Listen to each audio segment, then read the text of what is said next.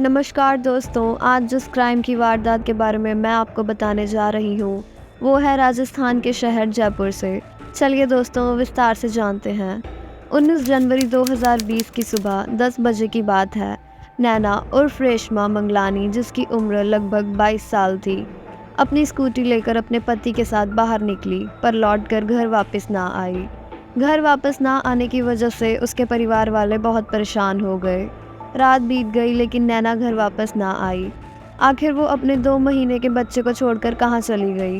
नैना के माता-पिता ने जब नैना के पति अयान से पूछा, तब अयान का कोई उत्तर नहीं आया। अब नैना के घर वालों की चिंता बढ़ती गई और नैना के घर वालों ने नैना की सभी दोस्तों और जान पहचान वालों को फ़ोन कर पूछ लिया, लेकिन नैना की कोई जानकारी नहीं मिली।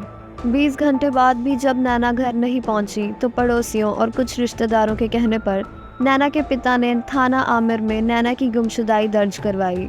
जब पुलिस ने नैना के पिता से पूछा कि उनको किसी पर शक है, तो उन्होंने नैना के पति अहान को दर्शाया, क्योंकि नैना अपने पति के साथ ही बाहर गई थी और वापस नहीं आई। इसी के चलते पुलिस नैना के पति अयान को थाने लाकर पूछताछ करती है। तो अयान कहता है कि नैना सुबह 11 बजे से रात 9 बजे तक उसके घर थी, लेकिन फिर वो कहीं चली गई और वापस नहीं आई। वो भी उसे ही खोज रहा है और बहुत परेशान है। ये सुन के पुलिस ने अयान को घर भेज दिया और नैना की खोज शुरू कर दी। पता चला कि नैना बहुत ही खूबसूरत लड़की थी और सोशल मीडिया पर भी बहुत चर्चे में रहती थी। वो यूट्यूब, व्हाट्सएप, फेसबुक पर अपनी सहेलियों के साथ चैट किया करती थी। वो अलग अलग पोज में फ़ोटो खींचकर पोस्ट किया करती थी, जो लोगों को बहुत ही पसंद आया करती थी। जल्द ही नैना सोशल मीडिया पर बहुत फेमस हो गई थी। उसके 6000 से ज़्यादा फॉलोअर्स हो गए थे। इसी के अलावा नैना के पास एक स्कूटी भी थी, जिसके चलते वो अपने दोस्तों और सहेलियों से मिलने आती जाती थी और घूमा फिरा करती थी। अब पुलिस को लगने लगा कि नैना की गुमशुदगी के पीछे कोई राज है। तभी एक युवक पुलिस को फ़ोन करता है और बताता है कि जयपुर में नए मंदिर के सामने झाड़ियों में किसी युवती का शव पड़ा है। सूचना मिलते ही पुलिस लाश की पहचान करने पहुंच जाती है, लेकिन लाश का चेहरा इतना बिगड़ा हुआ था कि पहचान करनी मुश्किल थी। हत्यारे ने इस तरीके से मारा था कि मृतका की पहचान ना हो सके। एक दिन पहले ही नैना के पिता ने उसकी गुमशुदगी की कंप्लेंट लिखवाई थी। पुलिस ने नैना के घर वालों को मौके पर बुलाया। नैना के घर वालों ने आके लाश देखी तो लाश को नैना की पहचान ही बताई। अब नैना की लाश को पोस्टमार्टम के लिए भेज दिया गया। नैना की मौत से उसके घर में मातम छा गया। तभी नैना के घर वालों ने पुलिस स्टेशन आकर कंप्लेंट की कि नैना को किसी और ने नहीं बल्कि उसके पति अयान ने ही मारा है। अब ये अफवाह शहर में फैल गई थी और नैना के फॉलोअर्स को भी ये जानकारी मिल चुकी थी। अब मामला गंभीर होता जा रहा था। डीसीपी अशोक कुमार ने ये केस अपने हाथ में ले लिया था और एक टीम बना ली थी। पुलिस ने एक बार फिर से अयान को गिरफ्तार किया और पूछताछ की, लेकिन अयान के वही पुराने जवाब। 2 दिन कस्टडी में लेने की इजाज़त से पुलिस ने जब अयान से फिर से पूछताछ की, तो अयान पुलिस के सवालों के जाल में ऐसा फंसा कि उसे अपना गुनाह कबूल करना ही पड़ा। अयान 26 साल का था। वो अपने परिवार के साथ जयपुर में रहता था। उसके पिता का नाम रियाद मोहम्मद अंसारी था।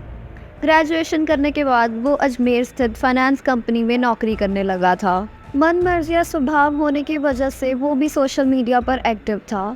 उसने भी नैना की तरह यूट्यूब, फेसबुक पर अपना अकाउंट खोल रखा था। काम से समय मिलने पर वो फेसबुक पर अपने दोस्तों से चैटिंग किया करता था और एक बार उसने नैना नाम की लड़की की प्रोफाइल देखी और वो आकर्षित हो गया।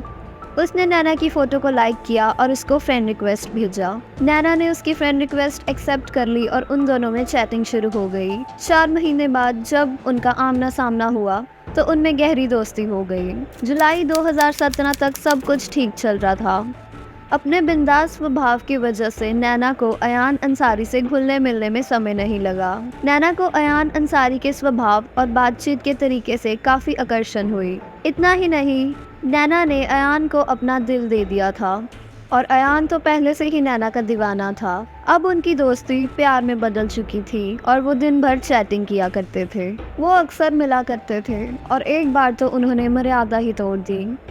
अब जब तक वो एक दूसरे को देख ना लेते, उनका दिल बेचैन रहता था। अब उन्होंने फैसला कर लिया था कि वो साथ रहेंगे। शादी निकाह की बात चलते उन्हें कोई टेंशन नहीं थी, क्योंकि दोनों के घर वाले अच्छे ख्यालात के थे।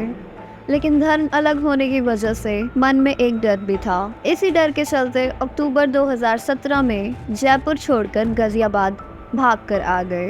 पहले मंदिर में उन्होंने शादी की, फिर मस्जिद में निकाह किया। अब शादी के बाद नैना रेशमा अंसारी बन चुकी थी। इसी बात से दोनों के परिवारों में नोकझोंक तो हुई, लेकिन अपने बच्चों की खुशी की वजह से उन्होंने समझौता कर लिया। अब नैना और अयान जयपुर में आकर एक हाउसिंग कॉलोनी में रहने लगे। कुछ महीनों बाद ही नैना गर्भवती हो गई, लेकिन कहते हैं कि दूर के ढोल सुहावने ही लगते हैं। शादी के 2 साल तक तो सब ठीक चला, लेकिन शादी के 2 साल बाद उनमें लड़ाई होने लगी। जिस सोशल मीडिया ने उन दोनों को मिलाया था, वही सोशल मीडिया उनके विवाद का कारण बन गया था। नैना को अभी भी सोशल मीडिया पर एक्टिव रहने की आदत थी। नैना सारा दिन कान में हेडफोन लगाए दोस्तों से बात किया करती थी, जिससे नैना के पति अयान को शंका होने लगी कि जिस तरह सोशल मीडिया के चलते नैना उसकी ज़िंदगी में आई, ऐसे ही सोशल मीडिया के चलते वो किसी और की ज़िंदगी में तो नहीं जा रही।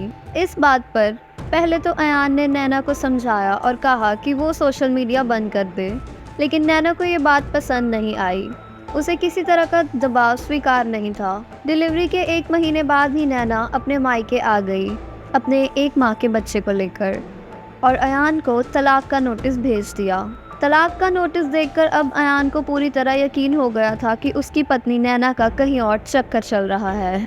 इसलिए अयान ने पहले तो नैना को मायके से वापस आ जाने को कहा, लेकिन नैना नहीं आई। तो फिर उसने एक खतरनाक योजना बनाई। वो नैना के पास गया। नैना के पास जाकर अयान ने झूठी माफ़ी मांगी और सब ठीक करने का वादा किया। इसी के चलते नैना ने समझौता कर लिया, उसको माफ़ कर दिया, जो नैना की सबसे बड़ी गलती थी। 19 जनवरी 2020 को जब नैना अयान अंसारी के साथ घर से बाहर निकली स्कूटी पर, तो वो वापस नहीं आई। जब वो दोनों निकले तब अयान नैना को अपने घर ले गया, जहां उन्होंने जमकर बियर पी और खूब मौज मस्ती की। उसके बाद 9 बजे दिल्ली जयपुर राज्य मार्ग पर स्थित चाय की दुकान से चाय पी। इसके बाद अयान नैना को माता के मंदिर के पास सुनसान रास्ते पर ले गया। पहले तो नैना वहां जाने नहीं चाहती थी, लेकिन पति पर भरोसा होने की वजह से नैना वहां जाने के लिए मान गई। नैना रास्ते में भी हेडफोन लगाए फ़ोन पर बातें कर रही थी। नैना के पति अयान उसे सुन सुनकर आग बबूला हो रहा था, और इसीलिए अयान ने इस बात पे नैना का फ़ोन छीनकर फेंक दिया। इस बात पर नैना को गुस्सा आ गया और दोनों की लड़ाई हो गई। लड़ाई के चलते अयान ने नैना की गला दबाकर हत्या कर दी और नैना वहीं गिर गई।